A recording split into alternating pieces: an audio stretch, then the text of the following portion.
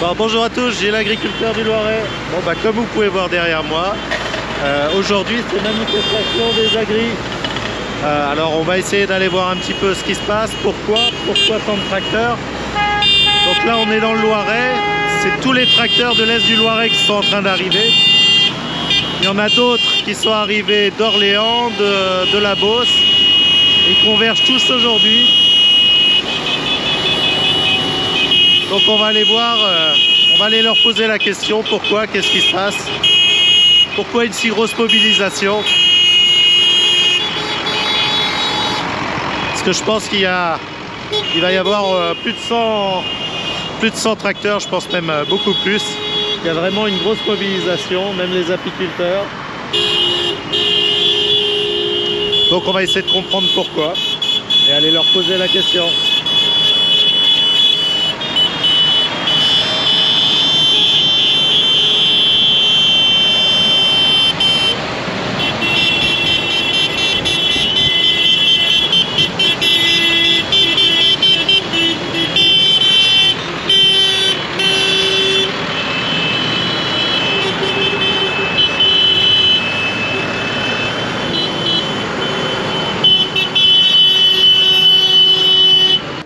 Bon, Eric, toi, tu es exploitant à Chaussy dans le Loiret, nord du département. ouais, plutôt Beauce. Oui, moi c'est Grande Beauce avec des bonnes. Voilà. Donc aujourd'hui, qu'est-ce que tu as comme souci sur ton exploitation concrètement, les aberrations? Le premier, moi, c'est les jachères. Voilà, on me demande de faire 4% de jachères alors qu'avant, on fallait les produire. Aujourd'hui, on se retrouve à faire 4% et à côté de ça, le discours du gouvernement, c'est le en même temps. Et le en même temps, on va importer des produits, on va dire d'Ukraine ou autre, ou du Brésil ou de Nouvelle-Zélande. Enfin bref, on va importer du lait de Nouvelle-Zélande dans nos laiteries françaises alors qu'on a les moyens de les produire chez nous, quoi. Alors ça, c'est vrai que c'est une aberration au niveau des territoires. Alors moi, par exemple, à l'Est du Loiret, 4% de jachère, c'est pas un problème. Je suis quasiment à 15-20%. Mais dans d'autres secteurs, c'est complètement aberrant et il faut laisser oui, le choix pour pouvoir produire parce que y a vraiment ces enjeux-là. Oui, et puis de ce fait, on augmente l'effet ciseau. Mhm. Et puis sur nos exploitations, il y a de la main-d'œuvre, il y a des salariés, il y a tout ça. C'est aussi leur rémunération aussi qui compte en ligne Oui, de puisque compte, quoi. 4% de produits en moins, c'est un problème. Et oui, enfin moi sur mon exploitation, ça va faire 8 hectares en moins de culture. 8 hectares, si j'arrive à faire 2000 € de chiffre d'affaires, vous faites le compte. Donc ça dilue obligatoirement les charges de structure d'avoir ces 4 hectares, Oui, ces 8 hectares. Oui, ils sont reportés sur les autres hectares, quoi, sur les autres cultures aussi. Oui. Alors Flavie, toi tu es exploitante Je suis exploitante dans le Loiret à Férolles. À Férolles. Je fais des grandes cultures, de l'asperge, un peu de miscanthus. D'accord. Aujourd'hui, sur toutes les revendications qu'on a, on a des choses assez complexes sur nos exploitations, une partie qui est administrative. Je pense notamment à des sujets comme l'eau et les haies. On a une réglementation qui est très précise avec des dates qui peuvent évoluer d'une année sur l'autre, d'un secteur à l'autre. Et déjà d'avoir une simplification quand l'information nous arrive et quand on a la bonne information pour le bon secteur et qu'on n'est pas dans le doute de ce qu'on doit faire. C'est vrai qu'on ne sait plus ce qu'on doit faire. Et là, par exemple, les haies, il faut qu'on les coupe à partir, je crois que c'est... Alors c'est au mois de mars. Après, ça varie d'une période à l'autre et on n'a pas de mouvement d'adaptation selon la météo qu'on a eue. Parfois c'est un peu trop tôt, parfois c'est trop tard. Il faudrait que ça soit plus sensé par rapport à ce qu'on observe sur notre territoire. Donc là, concrètement, on n'arrive plus à élaguer les haies avant de semer du colza parce que on arrive... avant, on pouvait faire ça juste... souvent, nous, entre les orges et les blés, on avait un petit créneau qui était pratique. Là, maintenant, il faut faire ça au mois d'août. C'est juste au moment où on va semer et ça devient vraiment très compliqué. Alors que la nidification, elle est terminée depuis longtemps. Donc, on veut bien des choses, mais pas des choses aberrantes. Des choses sensées. Ouais. Bon, Thierry, toi, tu es céréalier à Saint-Aignan. Alors, qu'est-ce qui t'exaspère, qu'est-ce qui t'énerve? Donne-nous un exemple concret. Un des sujets qui nous irrite un petit peu, ils sont nombreux, mais si je peux donner un exemple, c'est le dossier sur les bus anti-dérive. On nous a demandé de nous équiper nos pulvérisateurs de bus anti-dérive il y a plusieurs années. C'est des bus qui étaient normés, qui étaient reconnus pour leur efficacité, et d'un seul coup, juste par un changement de réglementation, ces bus qui étaient efficaces pour limiter la dérive sont devenus non efficaces à la dérive, et donc on nous oblige à en racheter des nouvelles. Alors bon, c'est pas grand chose, mais c'est encore ça, c'est entre 500 et 1000 euros de charges pour acheter. Parce que la réglementation a changé et concrètement, c'est vrai que nous aussi, ça a été mon cas, les miennes qui étaient homologuées ne le sont plus pour tel produit. Et ça, 15 jours avant, il me semble. C'était 15 jours avant. C'était au 1er novembre, c'est arrivé voilà. comme ça, sans prévenir. Il fallait qu'on ait les bus à partir du 1er novembre, mais on nous l'a dit, oui, au 10-15 octobre, ça devait être ça. Ou même après. Ouais. Ouais, mais bon, oui. Ça change, les réglementations changent en permanence et ça devient usant et énervant. Et ça devient usant et énervant. Le problème en plus, c'est que ces bus anti-dérive vont avoir une qualité de gouttelettes qui va être moins bonne que les vieilles qu'on avait. Et donc, on marche sur la tête puisqu'on veut essayer de mieux faire et on va faire moins bien. Oui, parce qu'on aura une moins bonne efficacité avec le produit, Voilà. parce qu'on va faire des grosses gouttelettes qui vont pas forcément atteindre la cible. Donc c'est aberrant. C'est Merci. aberrant, voilà. Alors Sébastien, toi tu es maraîcher dans l'agglomération orléanaise, et ton plus gros souci c'est quoi?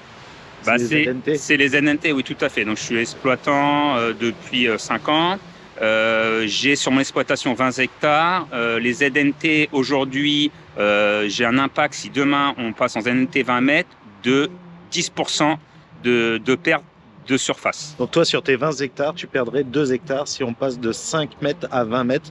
Donc déjà, il y a déjà une partie qui est en ZNT qui protège les cours d'eau, les riverains, tout ça.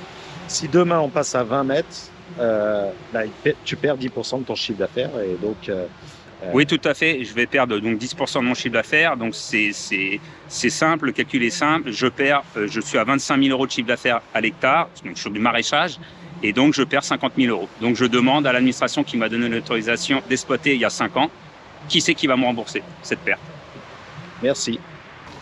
Donc Philippine, toi tu es exploitante où ça, dans le Loiret? Sur Charsonville et Pied, En grande culture? en grande culture, avec tout ce qui est développement de production oignons, porte-graines et semences également. D'accord. Et alors toi, qu'est-ce qui t'énerve sur... C'est l'aberration au niveau des documents qu'il faut établir. On sait qu'on a eu un automne très pluvieux, donc des semis qui n'ont pas pu se faire.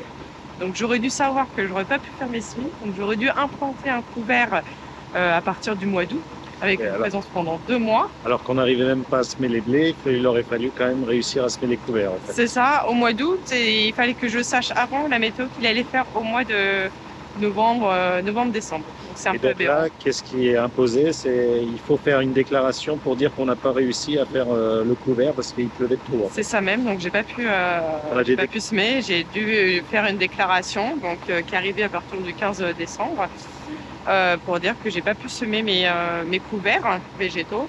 Et ensuite, c'était pas tes couverts végétaux, c'était que j'ai pas pu semer ta culture et donc que t'as pas pu faire non plus. Voilà, un couvert. C'est vrai qu'on a de la paperasse à faire pour tout. Et il fallait remplir ce document-là avant le 31 décembre.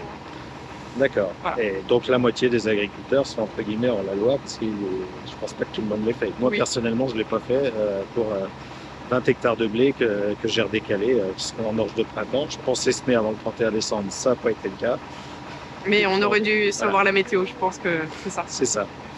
Eh ben merci. Merci. Voilà quelques exemples du ras-le-bol justement des agriculteurs, de ce qui se passe sur leur exploitation. Alors bien sûr, il y a encore plein d'autres choses. On pourrait parler des CSP, c'est vrai qu'on n'en a pas parlé. On pourrait parler de toute la partie irrigation, où là, il y a beaucoup d'enjeux et on ne comprend pas toujours toutes les réglementations. On aimerait un peu plus de bon sens paysan. Enfin bon, il y a énormément de petites choses, de petits irritants. Et là, on va aller voir. Responsable de la FNSEA, il parlait un petit peu revenus et la suite des événements. Donc là, je suis avec Sébastien. Sébastien, toi, tu es le président de la FDSEA locale, donc du Loiret. C'est ça, bonjour. Bonjour. Et tu es exploitant du côté de Ferrières-en-Gâtinais, c'est ça? Oui, je suis à la commune de Chevannes, Loiret. à l'est du Loiret, en céréales. En grande culture. Donc là, on a parlé, enfin, il y a pas mal d'agriculteurs qui nous ont montré un petit peu leurs problèmes au quotidien, mais je pense qu'il y a un autre problème de fond, c'est aussi la rémunération des agriculteurs. C'est ça, c'est un problème, ce qu'on a exposé ce matin, c'est le revenu et la compétitivité des agriculteurs. Aujourd'hui, c'est vraiment un problème de fond. Les agriculteurs sont des entrepreneurs, il faut qu'on trouve aussi les solutions pour que les agriculteurs puissent vivre dignement de leur métier. J'ai pris quelques chiffres du CERFRANS, justement du Loiret. Et là, cette année, le résultat avec la récolte 2023, la dernière récolte qui a été faite, le résultat serait de 13 500 € en moyenne. Et je vous ai mis les résultats là depuis 2006. Et la moyenne sur 10 ans, c'est aussi à ce niveau-là, 13 500 € par unité de main-d'œuvre. Donc 13 500 €, ça veut dire que, en gros, un agriculteur moyen, il gagne moins de 1 200 € par mois, donc moins du SMIC. Si on fait un petit focus sur ma petite région, la Puisé-Berry, donc toi t'es pas très loin, mais t'es plutôt Gâtinais de l'Est, mais Puisé-Berry, la moyenne elle est à 7 900 €. Et là, si vous voyez, on a fait la répartition des différents résultats entre de moins 20 000 à plus 100 000 €. Donc il y en a qui gagnent très bien leur vie, et c'est tant mieux, ça c'est une très bonne chose. Malheureusement, ils sont seulement de 10%. Et par contre, il y a 60% des agriculteurs qui, sur 2023, vont faire un résultat négatif. Ça veut dire qu'ils ont bossé et ils n'ont pas gagné d'argent. Je pense que c'est aussi ça qui exprime un petit peu ce malaise. C'est aussi ça qui fait que y a un malaise, que nombreux sont à se mobiliser pour dénoncer, parce que c'est le malaise économique que les agriculteurs qu'on vit sur nos fermes. Et c'est ce sentiment aussi de ce déclassement, ce manque de compétitivité et de liberté d'entreprendre qui est donné par de nombreuses normes.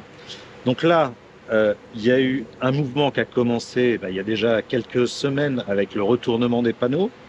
Ça, c'était la première phase. Là, on est un peu à la deuxième phase, quelques manifestations où on se retrouve ici. C'est plutôt gentil parce qu'on bloque personne. Quelle va être la suite? Comme tu dis, Gilles, on a commencé depuis nombreux mois avec le retournement des panneaux, l'action Marche sur la tête. Aujourd'hui, on a choisi de faire encore un acte symbolique, de prévenir, c'est le dernier coup de semonce. On attend des annonces qui doivent être données par le Premier ministre.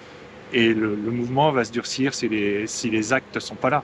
Les mots, on n'attend plus des mots, on attend des actes concrets. Sans actes concrets, on durcira le mouvement. Donc l'objectif est bien sûr de pas bloquer tout le monde, mais si vraiment il y a rien du tout, c'est ce qui risque d'arriver dans les. En tant qu'agriculteur, en tant que responsable syndical, on a conscience, on est des gens responsables, comme je l'ai dit. On ne souhaite pas bloquer la population, mais on trouvera des moyens de pouvoir se faire entendre, de pouvoir durcir, et peut-être que s'il faut bloquer, ça sera la dernière solution, la solution pour obtenir vraiment des actes forts du gouvernement. Bon voilà pour cette vidéo, j'espère qu'elle vous a éclairé un petit peu sur ce mouvement d'agriculteurs. Alors c'est vrai qu'on en parle beaucoup dans les médias que les agriculteurs sont pas contents. Moi ce que je voulais, c'était qu'on essaye d'avoir des exemples concrets de pourquoi est-ce qu'on marche un peu sur la tête en agriculture. Donc un grand merci à toi Sébastien, et puis un merci à tous ceux qui ont participé à cette petite vidéo. Bon allez, moi je vous dis à samedi prochain pour une nouvelle vidéo. Merci. Au revoir.